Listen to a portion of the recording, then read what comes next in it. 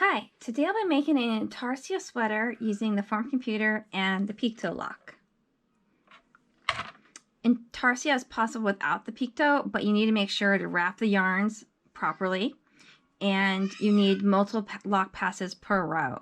So, for example, I'm going to have 5 different colors or 5 different balls of yarn in one row. One row would require 5 lock passes using the lock. So I'll be using the picto. So to get started, to use the form computer, you need your form program. You need the measurements for who you are going to make it for. This one is going to be for my son. He is 103 centimeters tall, 54 centimeter waist and chest. So I chose a kid size 116 to size up for him because, you know, kids grow fast. And I will not be needing to make any length or width adjustments. But if you do, then you would enter those numbers in 1, 2, and 3. So you would increase the hips or the cast on at the armhole decreases or the length here. So there's actually a little graphic. I print it out right here. The 3 different types of increases: cast on, bust, and length. This one. So you also need a test swatch. Since I'll be using the picto and the lock, I needed test swatch with both of those. So I did the ribbing on the lock. I did a plain stockinette section on the lock. And then I did the intarsia section with the picto. Now, these numbers seem to match up, you know, 1 to 8 here on the picto and 1 to 8 on the lock, except I found these to be much tighter. So using this all the way maxed out, which looks to be 8.25 actually. There's no notch for it, but that's a little past the 8. It matched pretty well with 6.75 on the lock, on my lock. So, and that's about the size that I want to use anyways, so I'll be using 6.75 for plain stockinette and maxing out the picto at 8.25 for the intarsia section. In the border, the ribbing 4.5.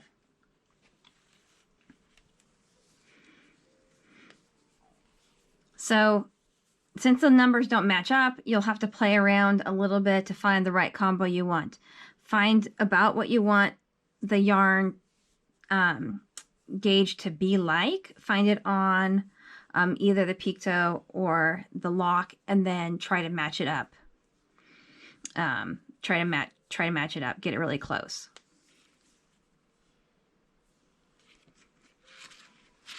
Okay, and then you don't just knit it and don't just take it off the machine, because when you wash it, the swatch can change in length and width.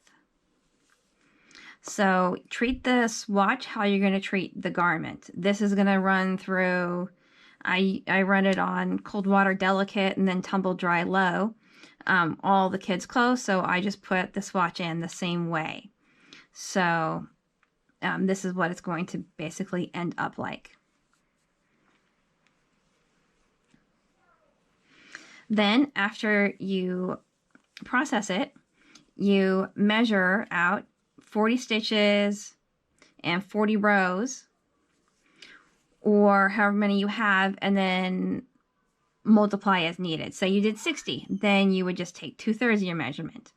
If you did 20, then you would double the measurement. The lower you go, the less accurate you're going to be. So if you have a lot of tolerance for how much bigger or smaller the piece could be, you can make a smaller swatch. But if you don't have a lot of tolerance, if you need it to be pretty precise, then you have to make a bigger swatch.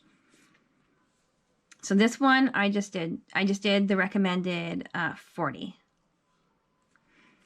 But I did 20 rows in each section.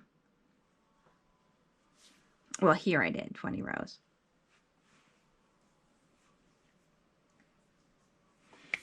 Okay. So then I have my measurements for A is for 40 rows, and that's 40 rows on the on the row counter, which since this is basically stockinette, it's the same number of rows as when you count it up. But if you were doing a double bib pattern or tubular, then you have to take extra special, or tux, you have to take extra special awareness. You'll have to probably put like a contrast yarn on a row so you can have your counter. So if you're going to do multiple sizes and you're just going to do like 6, 7, 5, 7, 7 1/4, just put a piece, just put a row or two of waste yarn in between, so you don't have to count out and try to figure out where your sections are.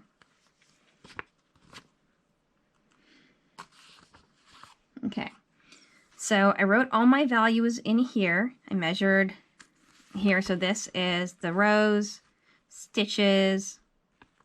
This is how, you know, how big it is for 40 rows, 40 stitches, and the ribbing, the border. And I put in 1, 2, and 3, the same numbers as right above, because I'm not going to be making them any wider or longer.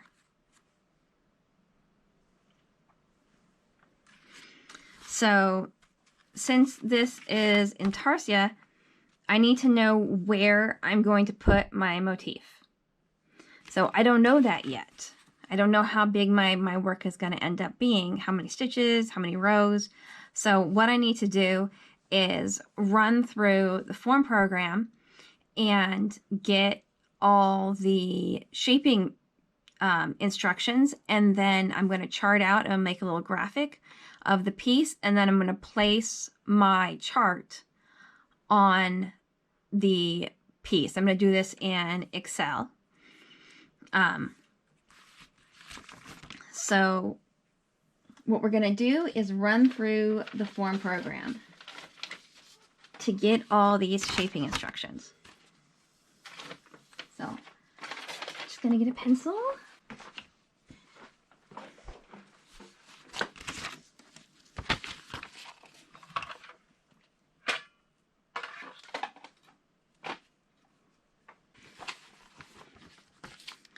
Okay, so I'm using the e6000, so I'm going to take my console. And on program, I'm going to hit enter, erase, yes, cast on. It doesn't matter what cast on and stitch pattern we choose right now. I'm going to do cast on 1, all stitch patterns, no, stitch pattern A, 100, doesn't matter. Test, no, all, yes, form, yes. Okay, now it pops up form 1 and then 0, because it has nothing in the memory there. And form 1 is going to be our first line. So what I've done is I've numbered the lines, so I can tell pretty easily where I am here if I get lost when it's flashing, whatever number is flashing. I can just refer to my little line here. So the piece that I need to get the dimensions for ahead of time is the front, and I'm going to do a scoop neck. So I'm going to do the form for 2A. So that's the second column here. So 101, 161, 102, 144, 82, 66, 66, 1995, 100. Okay, form 10, just double checking every so often. 7, 3, 38, 82, 60, 60, 19, 42, 42, 233, 7, 128, 161, 162, 146, 7, 144, 188, 140, 69, 169, 153, 162, 164, 4. And 35 is 0. So now it's flashing at me the numbers I put in. So you want to double check your work. Just verify all the numbers. It's telling me 101, 161. So I'm just going to go through and compare all of these.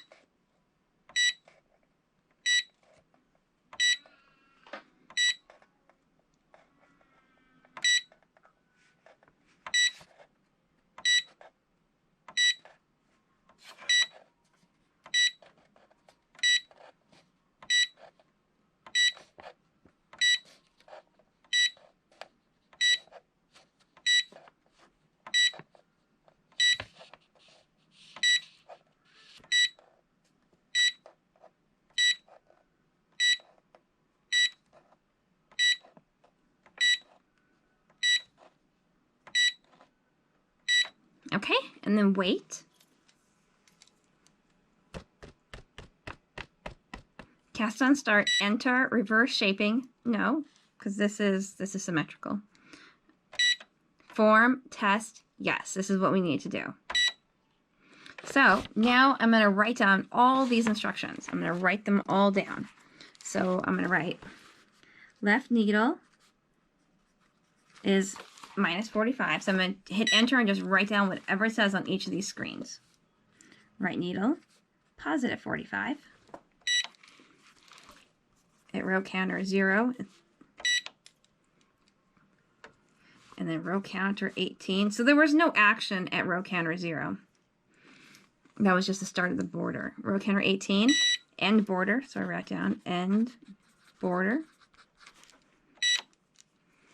Okay, and then we're going to be knitting straight until row counter 106. And then we're going to decrease 4. So I'm actually going to put that on the same line. I don't need to do a separate line for that.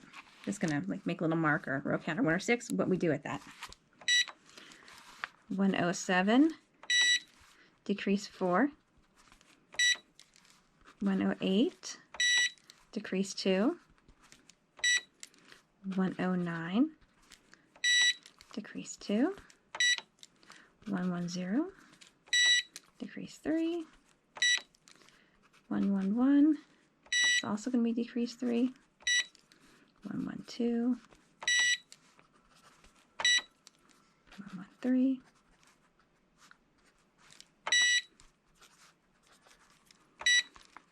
146, divide. So this is the start of the neckline here. So these instructions got us up to here. Then we knit straight, and then when we reach 146 is when we divide for the neckline. So 147, we get to decrease 5. 149, decrease 3. 151, 153, decrease 2. 155, decrease 2. 157, decrease 2. 158, decrease 7. 159, decrease 1. 160, decrease 7. 162, and 1. Okay, now it's going to do the second side. So these were all the instructions for the first side for the round neckline. And now it's going to do the instructions for this side. So I'm just going to match them up. We're at divide here. I'm just going to write them starting here. Okay, and it's going to tell me my range here. So left needle is at left 43, 34, and then right needle is at left 1. Okay, so it was at row counter 146. So we're going to decrease 5. And then, well, I guess before 146. Okay, okay. And then 148 is the next instruction. That makes more sense. Decrease 3. 150. Decrease 2. 152. Decrease 2. 154. Decrease 2. 156. Decrease 2. 158. Decrease 1. 159. Decrease 7. 161. Decrease 7. 163. End. So you'll notice they don't have the decreases exactly in the same order. So when the shoulder shaping and the neckline decreases overlap, at one point these instructions were switched. So you can finagle it to do exactly the same thing on the other side if you want, or you can have this slight asymmetry if it doesn't bother you. So now I have these, and I'm going to go to the computer and make a chart of my piece, and then I'm going to place the graphic on it.